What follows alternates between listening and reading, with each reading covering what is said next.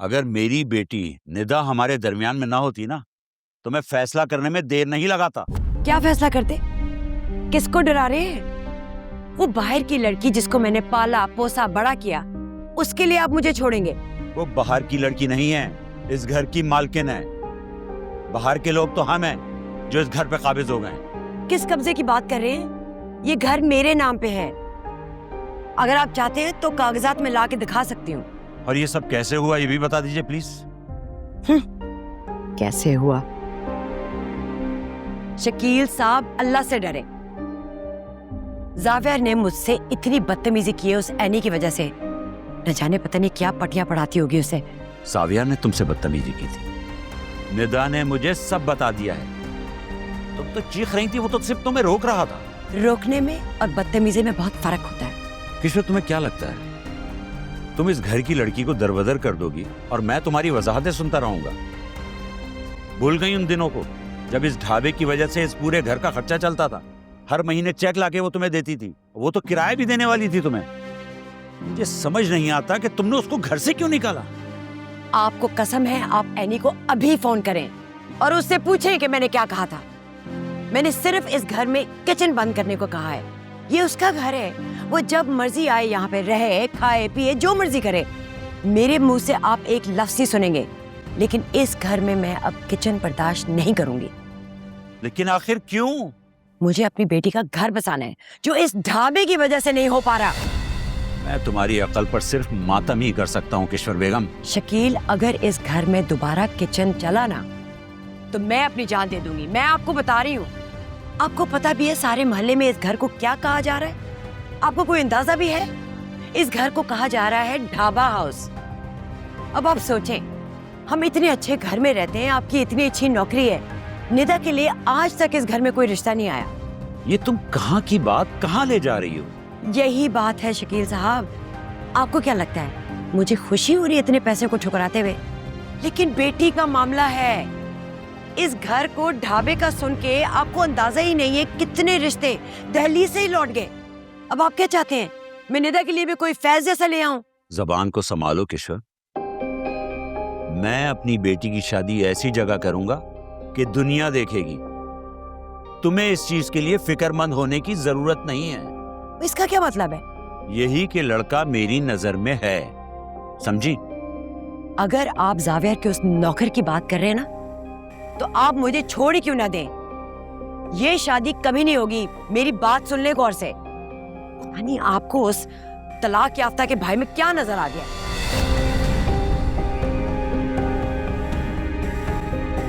कि मेरी बीवी पर हाथ उठा।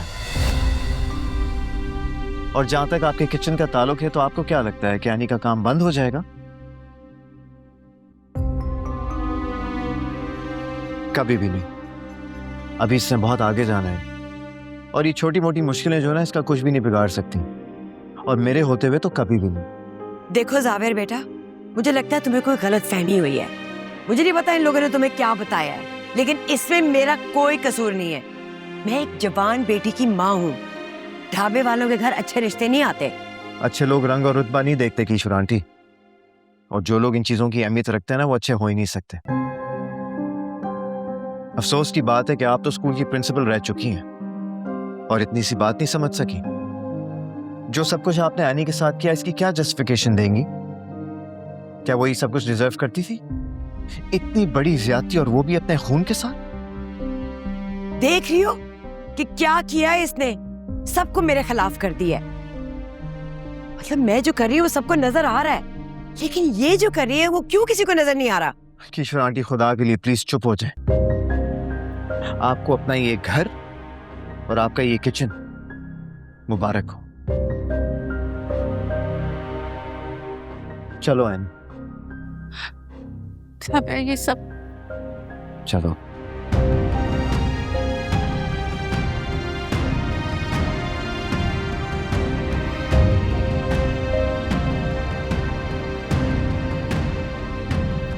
देख रही हो अपनी बहन की करतूत? जावेर के सामने मेरी इंसल्ट की है।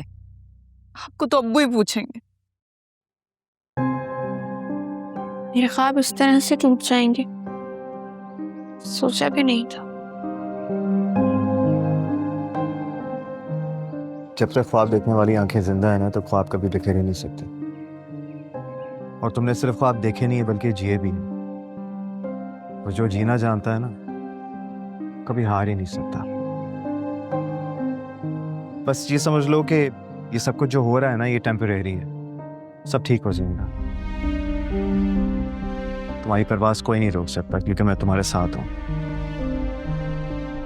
Thank you. ये हुई ना बात। चलो सारा सामान गाड़ी में रखना है, ठीक है? नहीं, सामान कहाँ जा रहा है? घर जा रहा और कहाँ जाएगा? मैंने सोचा कुछ दिन मेरे घर से काम स्टार्ट कर लेते हैं, फिर कोई नई लोकेशन ढूंढ लेंगे, ठीक है ना? तुम्हें परेशान होने की जरूरत नहीं, मैं हूं ना तुम्हारे साथ। तुम्हें क्यों लगता है कि मैं तुम्हारी ये बात मान लूंगी? और ना मानने की वजह? एहसान करना चाह रहे हो मुझ पर? यानी क्या हो गया तुम्हें? I am just trying to help you. तुम मेरे साथ हो इस वक्त, मेरे लिए यही काफी है, बाकी सब कुछ मैं खुद देख लूंगी। तो फिर तुम क्या करोगी? ये सारा सामान कहाँ लेकर जाओगी? कहीं भी चला जाएगा, लेकिन मैं वहां नहीं लेकर जाऊंगी। लेकिन क्यों? वो मेरा घर है यानी। हाँ तुम्हारा घर है, लेकिन अब तक उस घर में मेरी जगह नहीं बनी। मेरे सामान की जगह कैसे बनेगी? तुम सिकंदर अंकल को जानते हो, ऐसा कभी भी नहीं होने देंगे। वो मेरे काम के सख्त खिलाफ हैं। मैं कर लूंगी कुछ ना। क्यों जिद कर रही हो? ये जिद का वक्त नहीं है। मैं जिद नहीं कर रही, मैंने कह दिया ना, मुझे वहां पे सामान नहीं लेके जाना तो नहीं लेके जाना। तो फिर कहाँ जाओगी तुम? मेरे घर? अगर रहने को कोई इतराज नहीं है तो मेरा घर खाली है। मुझे कोई एतराज नहीं है। तो बेस्ट हो गया फिर। सही ना, फिर सारा सामान अर्शी के घर लेकर जाते हैं, फिर कुछ दिनों में नई लोकेशन। मैं काम हर्षी के किचन से ही शुरू करूंगी। आगे क्या करना है वो मैं देख लूंगी।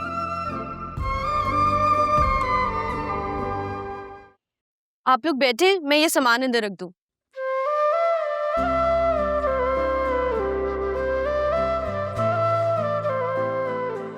साहब यार, काफी टाइम हो गया। तुम जाओ, तुम अपना काम देखो, यहाँ पे बाकी सब हम देख लेंगे। तो तुम क्या करोगी? अपनी हालत देखिए, यू लुक एग्जॉस्टेड यार।